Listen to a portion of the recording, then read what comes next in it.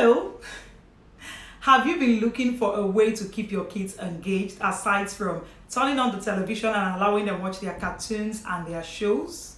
You are not alone. So many parents look for what to use and keep their kids engaged, especially during the holiday period and this very long holiday that we've been on because of COVID-19. So today I'm going to show you the different things that you can use to keep your kids engaged. Don't go anywhere. I'll be right back.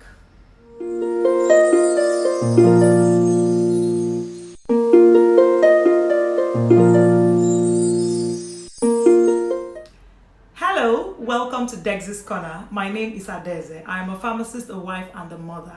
And on this channel, I talk about the 3 M's: medicines, marriage, and motherhood.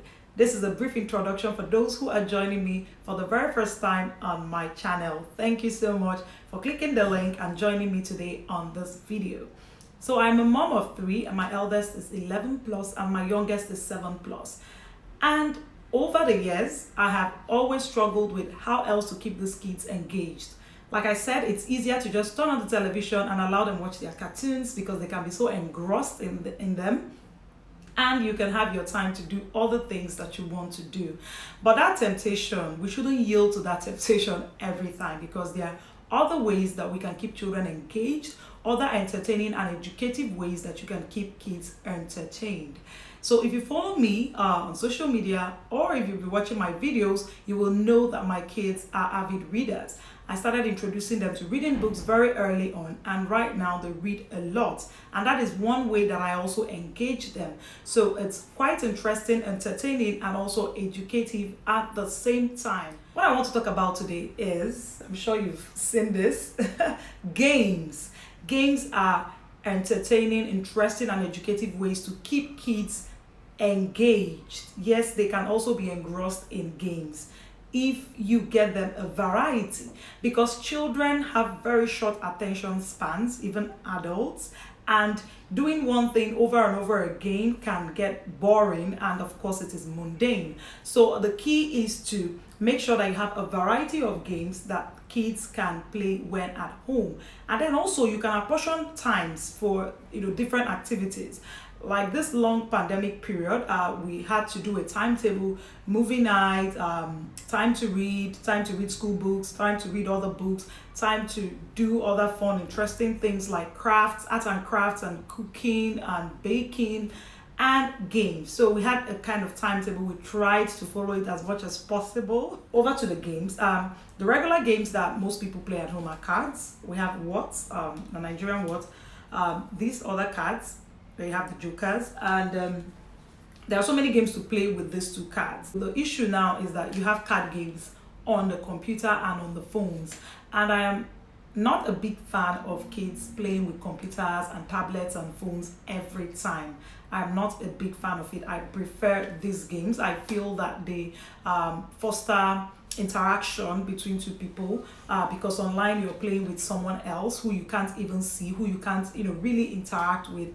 I prefer activities that they do together, because there's a whole lot that they learn from it. They learn cooperation, they learn teamwork, they learn spirit of sportsmanship. There's a whole lot of lessons to be learned in playing physical games. Games that you can play together with people that you see.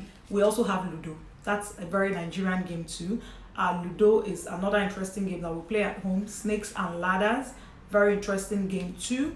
But then there are some not very regular games, not very common games that my kids and I also play at home. So the key is to teach them. When you start out with them, teaching them and playing together with them, and then on their own they can now play games on their own. But once in a while you join them. I'm going to be talking about some of the games, and I don't know what you call this, but it's called Ncho. Okay, this is a very traditional game. I got this game like 6 years ago or more than that, because I realized I needed a traditional game in the house. So I got this. We call it Ncho, and the kids love to play it once in a while. We get to play this.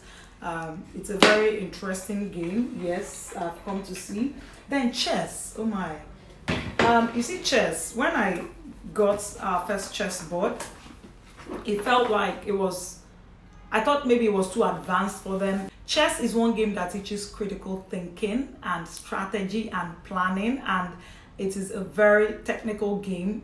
I'm not a very good chess player, but I know how to play chess. So I just taught them the basics, and each time we travel for holidays, I get my brothers who are better players than I to, tell them one or two things about chess. So at 5 years or 6 years, I think D was 5 or 6 when I got the first chessboard, I just taught him what the pieces, the names of the pieces, their moves, and the whole goal of the game. And then some history lesson, of course, because some of the pieces are based on medieval times. Not some, all the pieces are based on medieval times. So he also learned a bit of history in talking about this game. So chess is something I really like, something that I feel all kids should be introduced to. Some will be very wonderful players, some will just be basic like me, but I think it's a good game to introduce to children.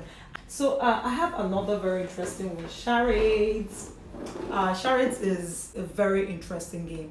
It's a guessing game where you guess the cards, what is written on the card that the other team has picked, right? You guess. They pick a card and they try to act out what is on the card, and the other team tries to guess what is written there. So they're not going to say anything, they're not going to talk, they're just going to be acting, and trying to make you understand what it is, and then if you guess it right, you get a point. This game is the most hilarious game to play with my children. In fact, it's very interesting because, man, acting skills the acting skills are crazy. In fact, who Nobi always gets the acting right, and Chinua guesses very, very accurately. She's always on my team, and then she's the reason why we even end points at all. Me, I'm very bad at guessing what they are trying to act out. But this is a very interesting and engaging game, I'd like to say. And Scrabble, of course. This is our Scrabble board. Scrabble helps children develop their vocabulary. That is the major thing that Scrabble teaches. It helps children develop their vocabulary.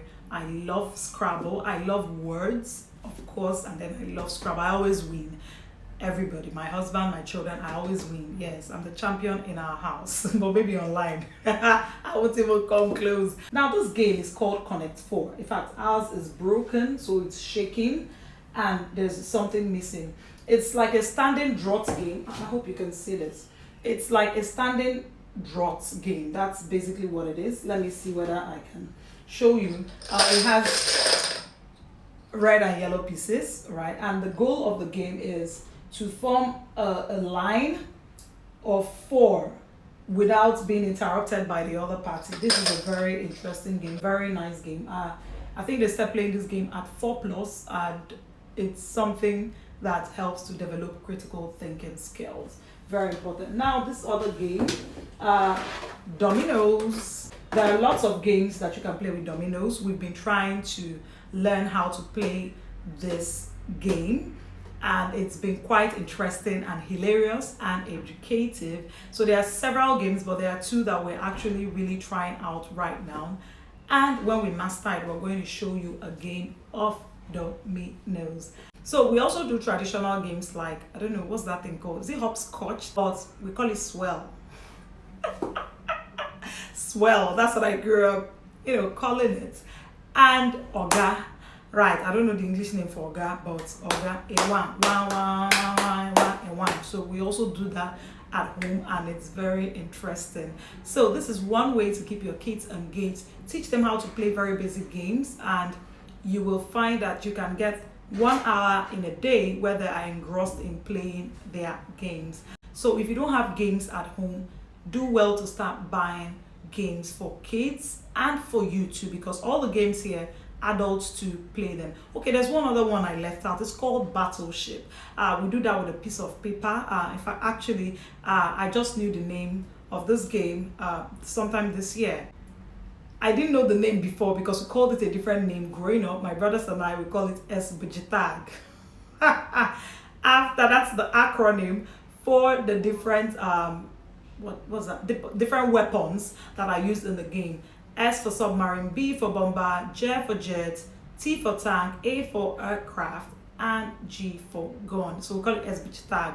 So it was this year that my eldest brother told me it's called Battleship Ada. Stop being a village girl. So that is also a very interesting game. It teaches strategy and planning and critical thinking skills. So another video I'm going to show you how we play a game of Battleship. Thank you so much for watching. Don't forget to subscribe. Don't forget to subscribe because I have a lot to talk about. I have a lot to share with all of you. So don't forget to subscribe, and don't forget to share this video with your friends who you know will be interested in the content of the video. Thank you so much for watching, and bye until next time.